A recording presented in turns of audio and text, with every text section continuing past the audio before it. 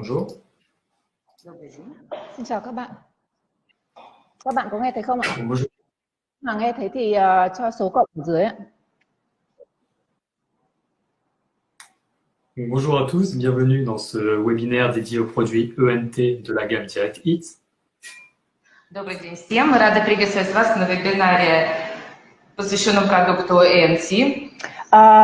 Xin chào các bạn và mừng các bạn đã đến buổi webinar giới thiệu về sản phẩm ENT. Donc avec ce produit ENT, nous allons voir qu'il est bon pour le bon fonctionnement des articulations. И сейчас, во время нашего вебинара, мы убедимся в том, что продукт ENT – это прекрасный продукт для хорошего функционирования наших суставов. Và trong buổi webinar hôm nay thì chúng ta sẽ nói về sản phẩm ENT và sẽ thấy sản phẩm ENT này nó rất là một loại sản phẩm tuyệt vời, có thể giúp để cho khớp hoạt động tốt. L'articulation, c'est un mécanisme complexe et fragile qui permet la mobilité entre deux os.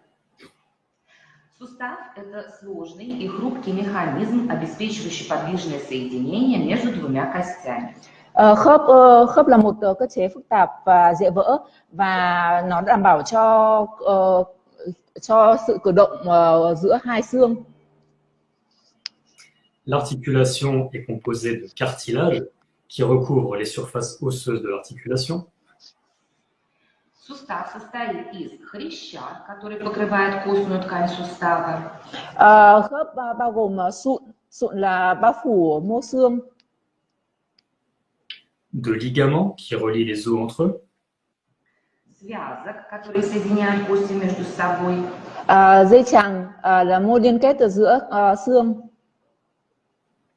Et de liquide synovial, un lubrifiant qui facilite le mouvement.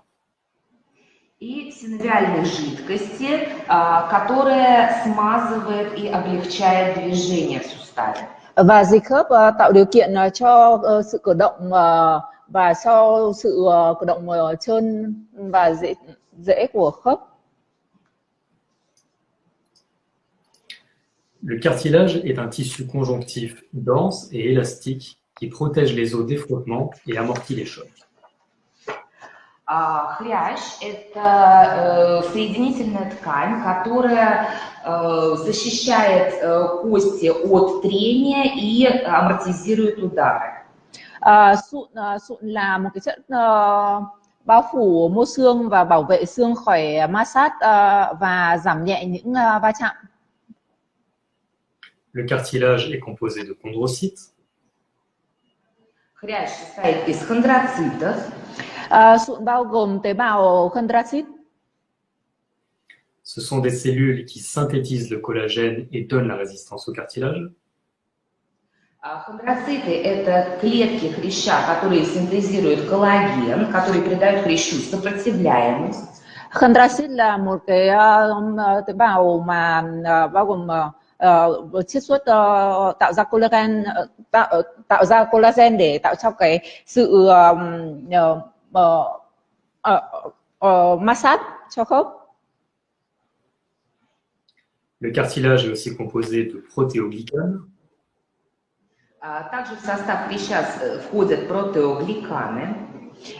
Và sụn bao gồm thêm protoglycan. Ce sont des molécules qui se gorgent de liquide synovial et permettent d'absorber les chocs. Протеогликаны – это такие молекулы, которые наполнены синовиальной жидкостью и позволяют поглощать удары. Protoglycan là các tế bào mà bao gồm trong đấy có dịch khớp mà sẽ giúp cho giảm va chạm, giảm nhẹ sự va chạm. Le cartilage est aussi composé d'acide hyaluronique qui préserve le cartilage en veillant à l'élasticité des tissus cartilagineux.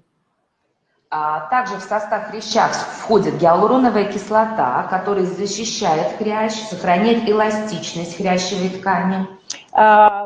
Bao gồm thêm acid hyaluronic là cái chất mà acid giúp bảo vệ sụn,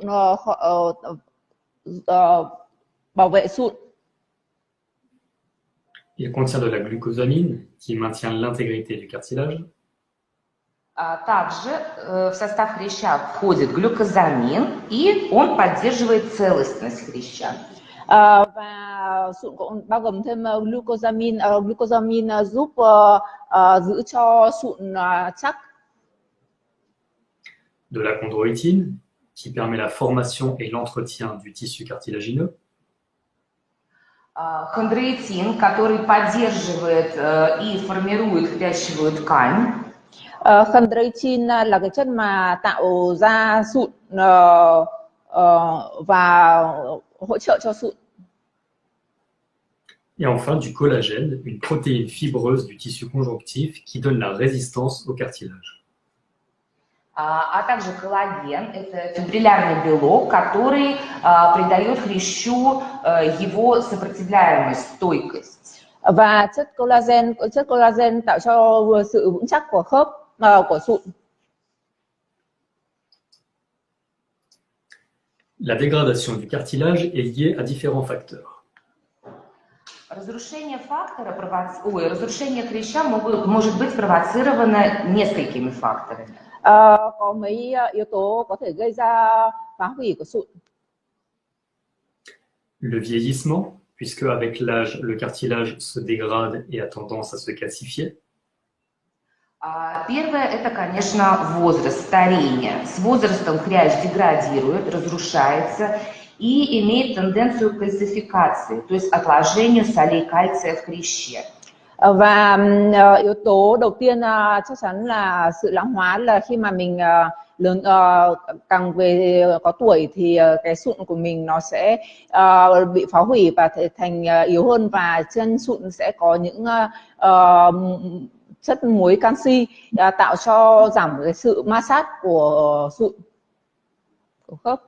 Il y a également les efforts répétitifs, puisque la pratique intensive d'une activité va entraîner le surmenage des articulations.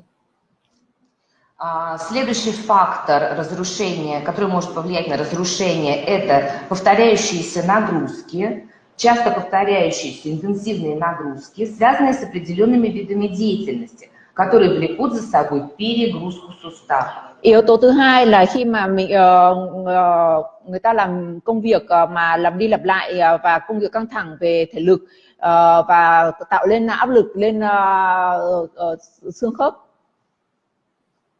Il y a aussi les traumatismes, des chocs répétés ou des blessures dégradent le cartilage. Также различного рода травмы, удары, падения, особенно если они повторяются часто, это тоже фактор, влекущий за собой разрушение хряща. Yếu tố thứ ba là chấn thương.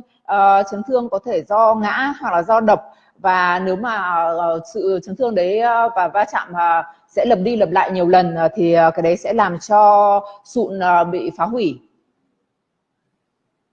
Enfin, le surpoids, qui entraîne une surcharge pondérale au niveau des articulations. Ну и, конечно же, ожирение, да, потому что большой вес влечет за собой повышенную нагрузку на сустав. Và yếu tố cũng không kém mà quan trọng đấy là yếu tố do thừa cân. Khi mà con người bị thừa cân và quá tải thì nó cũng tạo lên áp lực lên xương khớp và sẽ có thể phá hủy sụn. La dégradation apparaît lorsque la destruction ne peut être compensée par la génération de nouveaux cartilages. Разрушение появляется, когда повреждения не могут быть компенсированы появлением новой хрящевой ткани. Sự phá hủy này sẽ xuất hiện khi va chạm hay là do căng thẳng hoặc là do tuổi tác, thì cái phá hủy đấy xảy ra khi mà cơ thể mình không thể tái tạo được chất sụn thành sụn mới. L'articulation n'amortit alors plus suffisamment les chocs. В этом случае сустав уже недостаточно амортизирует удары. Vì khi mà sụn không tái tạo lại được thì sẽ khớp của mình sẽ không được giảm nhẹ cái sự va chạm của khớp. La dégradation du cartilage peut avoir pour conséquence des douleurs articulaires. Разрушения сустава могут повлечь за собой такие последствия, как боль в суставе. Hậu quả của việc sụn bị phá hủy gây đến việc đau khớp khi chuyển động hoặc là khi mình cử động. Ces douleurs articulaires surviennent et s'accentuent lors de l'effort. Эта боль нарастает и становится более сильной во время каких-то усилий, нагрузок. Và cái sự đau này, cái việc đau này nó sẽ càng tăng khi mà chúng ta hoạt động quá sức và làm cái gì đấy quá lâu và nặng, làm việc nặng. Une autre conséquence est la raideur articulaire qui cause une baisse de mobilité, essentiellement après une période d'inactivité. Другие последствия, которые мы можем замечать, это скованность движений, да, вызванная снижением двигательной активности. Как правило, такое мы можем наблюдать после сна, после долгого sидения. Hậu quả cũng không kém việc nghiêm trọng là khi mà cơ thể mình bị cứng, khi mà người mình bị cứng và khó cử động, và việc này sẽ dễ xảy ra sau khi một thời gian dài mình bất động hoặc là sau khi ngủ dậy. Elle peut aussi causer des difficultés à marcher, à piétiner ou à porter des charges. Также разрушение хряща вызывает сложности во время ходьбы, как по лестнице, так и по ровной поверхности, поднятие tяжестей. Và khi mà sụn bị phá hủy thì có thể dẫn đến việc đi lại khó khăn,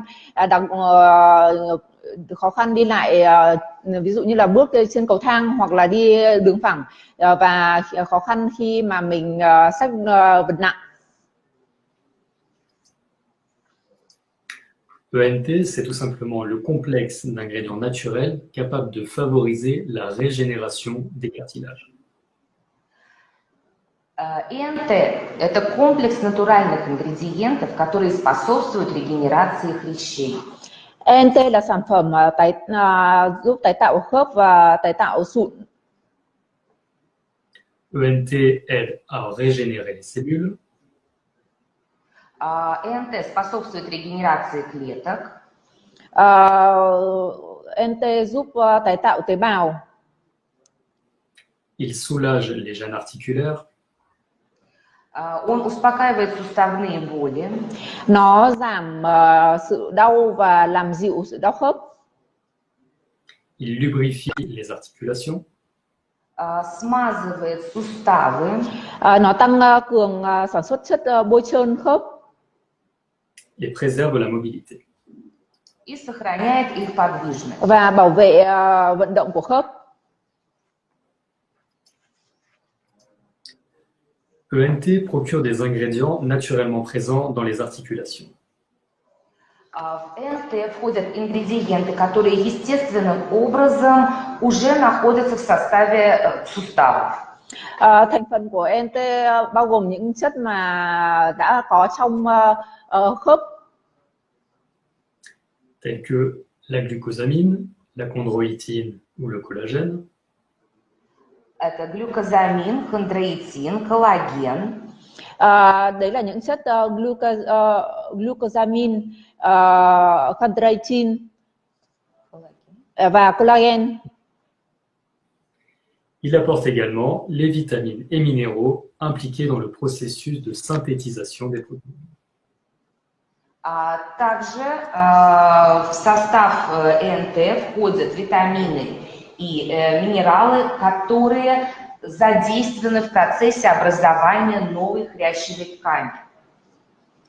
Và trong TNT còn có bao gồm những chất vitamin và chất khoáng mà giúp tái tạo tế bào của sụn. Voyons maintenant les modifications apportées à la formule. Давайте посмотрим, какие изменения мы внесли в формулу. Bây giờ chúng ta sẽ so sánh những sản phẩm cũ và sản phẩm mới và đã có những thay đổi gì trong công thức mới. Nous avons baissé le dosage en glucosamine en vue d'ajouter d'autres principes actifs essentiels. Мы немного снизили содержание глюкозамина, потому что добавили много других активных ингредиентов. Trong sản phẩm mới chúng tôi đã giảm chất glucosamine tại vì chúng tôi đã bổ sung thêm những các hóa chất khác. Nous avons quadruplé le dosage en chondroïtine. Мы в 4 раза увеличили содержание хондроитина. Và chúng tôi đã tăng hàm lượng chondroitin gấp 4 lần. Nous avons augmenté le dosage en méthylsulfonylméthane. Мы увеличили содержание метилсульфанилметана. Tăng hàm lượng methylsulfonylméthane. Nous sommes passés sur un bambou riche en silice. Мы заменили обычный бамбук на бамбук, богатый диоксидом кремния. Chúng tôi đã thay thế tre bằng tre có hàm lượng có dầu dioxin silicon. Nous avons ajouté du collagène marin, un composant clé des articulations. Мы добавили морской коллаген, это ключевой ингредиент для образования коллагена. Và chúng tôi đã bổ sung thủy phân của collagen biển, cái thành phần rất quan trọng để tái tạo collagen. Puis nous avons ajouté des vitamines et minéraux essentiels pour le bien-être articulaire. Также мы добавили важные витамины и минералы для отличного функционирования суставов. Và chúng tôi cũng bổ sung thêm những các chất vitamin và chất khoáng quan trọng cho sự hoạt động của khớp. Commençons par le collagène. Давайте начнем с коллагена. Chúng tôi sẽ bắt đầu từ thủy phân collagen. Le collagène est un composant principal du cartilage. Коллаген – это главный составляющий хряща. Collagen là một trong những thành phần rất quan trọng và một phần chính của sụn. Cette protéine fibreuse assure la cohésion, l'élasticité et la régénération des tissus. Этот фибриллярный белок составляет основу соединительной ткани, обеспечивает ее прочность и эластичность. Chất collagen tạo cho sự hình thành và sự chắc của khớp. Une supplémentation en collagène redonne au corps les acides aminés nécessaires pour la régénération du cartilage. Добавление формулы коллагена привносит в наш сустав незаменимые аминокислоты для регенерации хряща. Bằng cách bổ sung collagen vào công thức của chúng tôi thì chúng tôi tạo ra được tái tạo chất amino acid cần thiết cho xương khớp. Le collagène du cartilage permet aux articulations de résister aux forces de tension. Хрящевой коллаген повышает способность суставов противостоять давлению, ударам. Chất collagen trong sụn tăng khả năng của khớp chống lại áp lực khi mà va chạm hoặc là khi ngã. Concernant la vitamine C.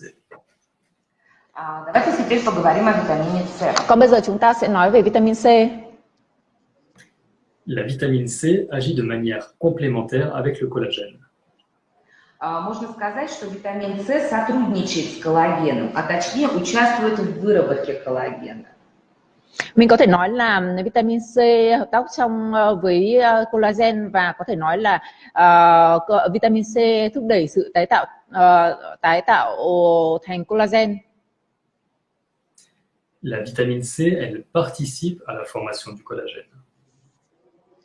Витамин С, как я сказала, участвует в выработке коллагена. Và như là một lần nữa tôi nhắc lại là vitamin C được sử dụng để trong sự tái tạo của hình thành của collagen. Elle apporte donc l'élasticité indispensable au mouvement. И таким образом коллаген придает движениям необходимую эластичность.